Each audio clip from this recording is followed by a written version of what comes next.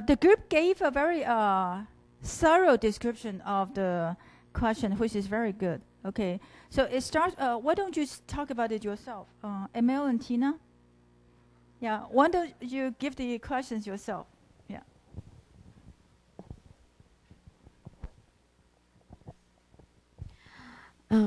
Because the book subtitle is The Modern Prometheus, so I think there must be a reason why the author used this subtitle. So we want to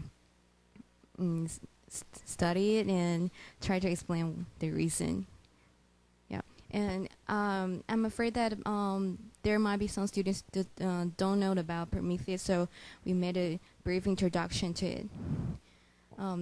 After they say the introduction, then maybe they're maybe more likely for them to answer our questions. Okay, what does it mean, forethought? Oh, so he considered the action carefully before he does it. Okay. I think there are at least two versions of Prometheus. One is that he steals a fire for human beings, and the other is he creates human beings. Okay, so these are, I think we, in the introduction, there is an explanation of the meanings of Prometheus. But basically, he's one to act against God and later be punished because of his doing it. Okay. So the question here is, yes. Do you want to ask the questions? Repeat the questions. Okay. If Mary Shelley portrays Victor Frankenstein as the modern Prometheus, what element in the book do you think best symbolizes fire? And do you agree that Victor Frankenstein is the modern Prometheus? Okay, get your classmates to answer. Is there any volunteer? No? So get someone. Or maybe two.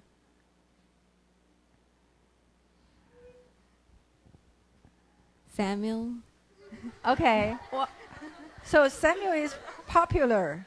And Samuel is, I think this is the second time he gets asked to answer a question. The fourth time? I'm forgetful. Okay, I choose another one. Okay.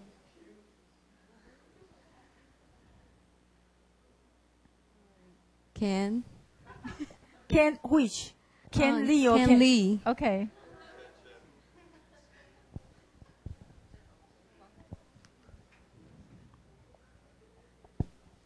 Okay, go ahead. But I not really understand the question. What is the meaning of fire? The fire. Yes. Which means it's most, like, the worthy things in the book. The most worthy things in the book, valuable things. Because fire is very important to human being. So Prometheus stole the fire to human beings. Right, yeah, but what is equivalent to fire in this novel?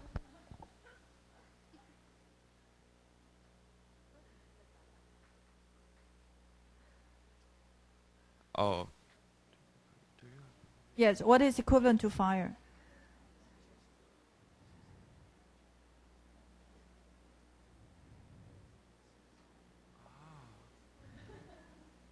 Okay, I got it. What? We have some group discussion, so if we think. Okay. So we think electricity, because electricity make the corpse alive again. So electricity should be a fire. Okay. Okay. I'm trying to get.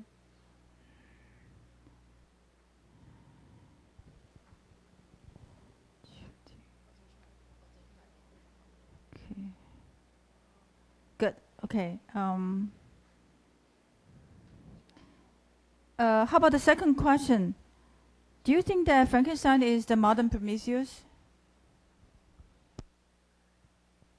I just think he's an inventor, but I don't think that he's a modern Prometheus. Why? Because he didn't do any contribution to our modern society, because he just made a monster, and which make him more miserable. But a possible extension of his invention or his knowledge is human beings can be brought back to life. Isn't that great? Okay, probably the point is he didn't spread his idea out. Oh, probably don't only he or his professor knows that, but fewer people know. Mm-hmm. Like Prometheus gave a fire to human being, everybody can use it. Uh-huh. So this knowledge is limited to maybe just he himself, because later when Walton asked him about it, he refuses to tell. Maybe his professor also didn't know. Okay. Okay. So Tina and Emil, what are your answers? Do you want to explain your answers?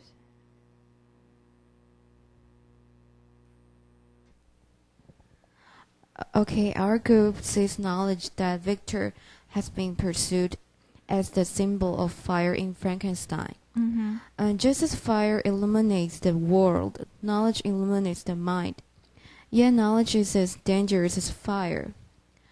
If fire can warm you up but burn you too, while knowledge can nourish one's mind, it also leads someone to suffer. It can also destroy someone.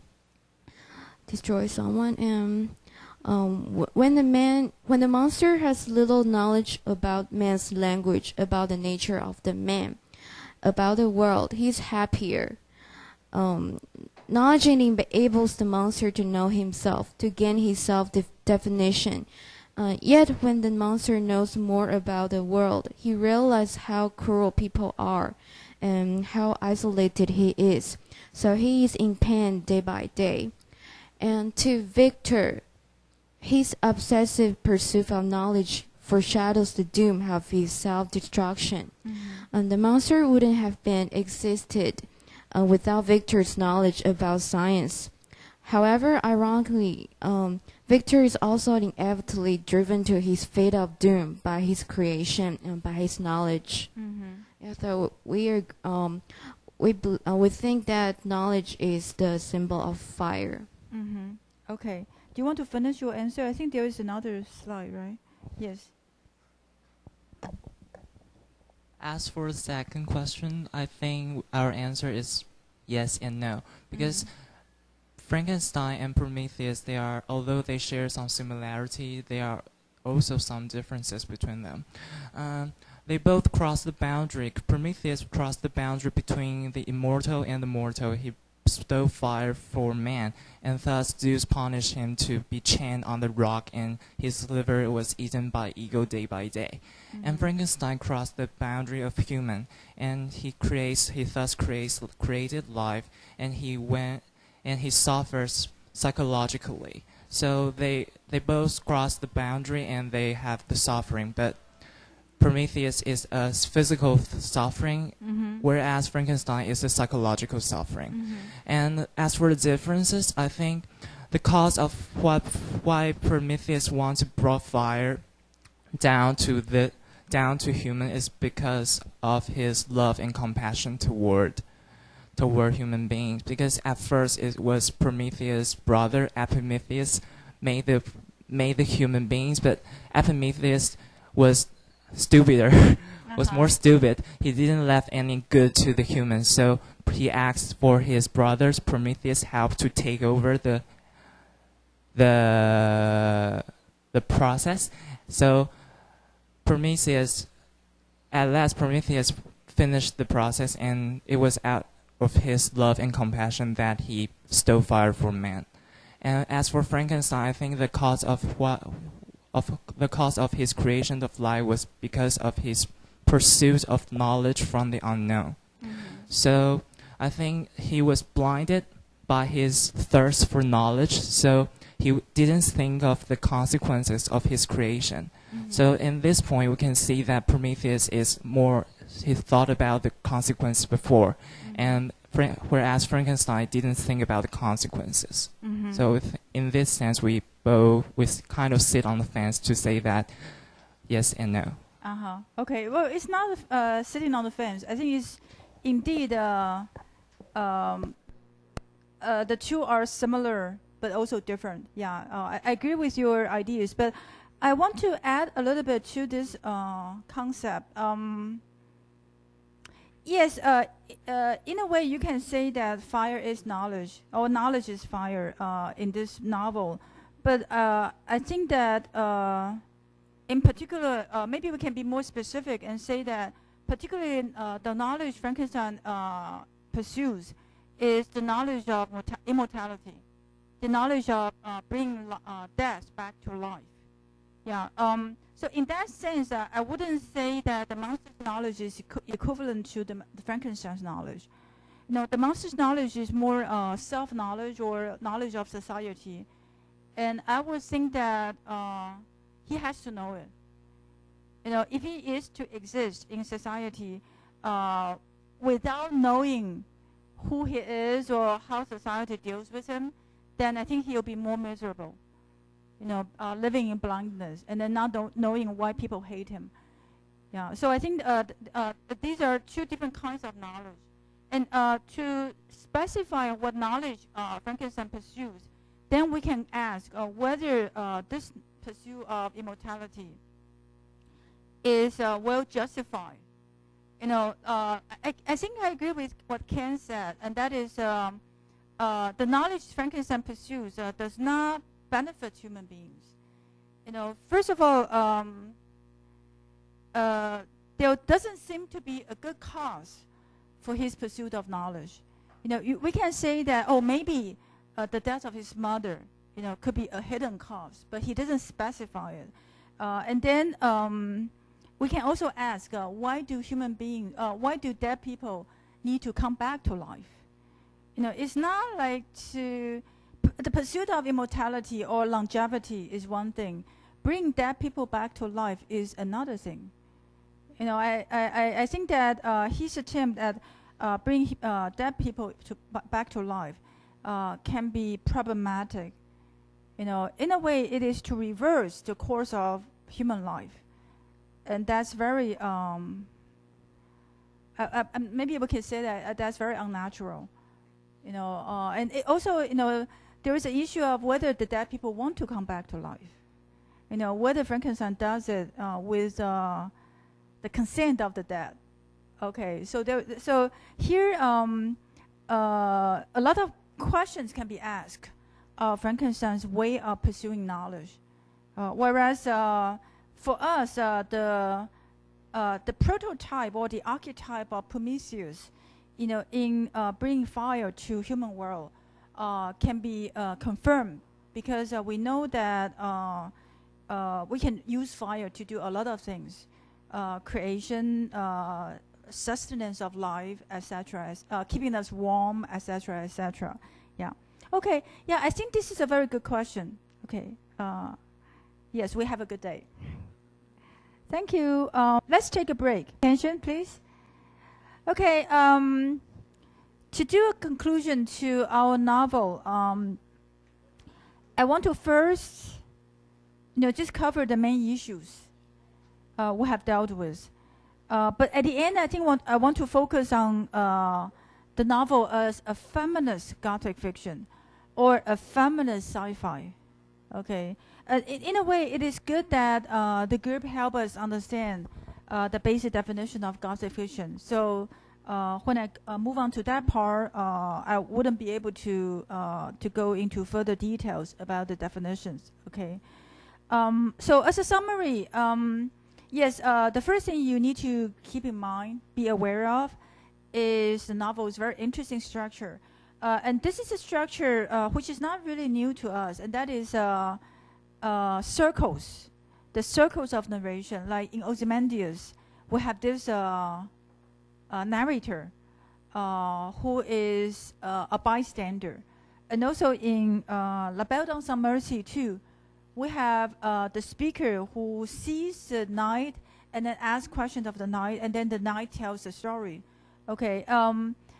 one purpose of this narrative frame, 就是一个叙事的框架 is to make the central story easier for us to understand or accept. Maybe the central story is very special, very dramatic. So the novelists use narrative frames to make the reception of the central story easier. Okay, so that's one purpose. But of course, just now we talked about the Frankenstein and the monster as being romantic hero. And so in that way, we can see how in the center there is one romantic hero who is actually grotesque, monstrous. Okay, so we have three kinds of romantic man or romantic hero. One more acceptable than the other. Maybe Wharton is the most human one, or the most domesticated one. And then both Frankenstein and the monster, they are isolated from human society. But basically, all the three persons, they can be set in contrast to one another. Okay, so I think the three concentric circles can serve different functions here. Okay, and then this is another thing that I said several times, and that is there are recurrent motifs. The parents. Okay, how the protagonists they lack parents. They either are motherless or they have powerless fathers. Okay, in other words, neither of their parents exert continuous influence on their children. Like Frankenstein was influenced by his parents a lot when he was a child, but the moment he moves, he goes to Ingolstadt to study. He moves beyond his mother is dead already, and then he's beyond his father's influence and control. Okay, so that's why in this story about scientific creation of human beings, biological parents are not really powerful. Okay, here Elizabeth and Caroline, both of them, and Victor, all the three of them, and Sophie too, sorry, they are motherless. And Wharton should be motherless too, because Wharton only mentioned his father. He doesn't mention his mother, and then he writes to his sister. So it's very likely that Wharton does not have a mother either. Okay, at least she's absent. She's not mentioned in his letters. Okay, and then Caroline's father is ill. The Lacey is blind, and then Sophie's father is Sophie's father is in trial. Okay, so all the fathers here are disempowered. Okay, and then of course this story, being the story of Prometheus, is about transcending human boundaries. Okay, either the boundary between mortality and immortality, or the boundary between man and woman, or the geographic boundaries, etc. It's all about transcending human boundaries. And in dealing with the three concentric circles, this is also a way of dealing with them, the characters as doubles. Okay, and then we can see how Wharton responds to Frankenstein on the one hand, and then how Frankenstein responds to the monster on the other hand.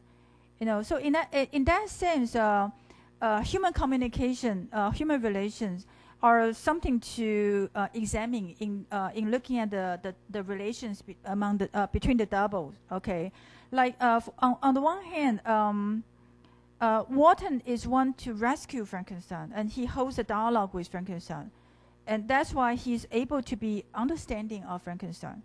But on the other hand, Frankenstein is not all attentive to the monster. He neglects the monster, rejects the monster several times.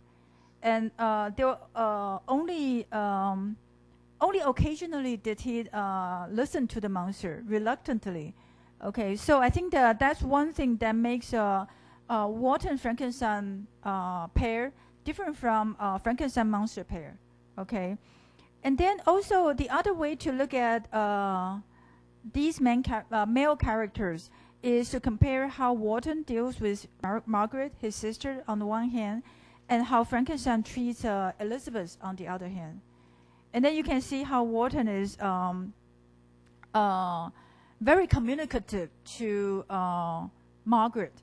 But then Frankenstein tends to ignore Elizabeth. Although he loves Elizabeth very much, but he tends to ignore her when he is all wrapped up in his pursuit of knowledge of immortality. Okay, so then you can see that how the novel structure, the concentric circles, help us make comparisons, and also the recurrent motifs likewise help us find out what the novel is mainly concerned with. Okay.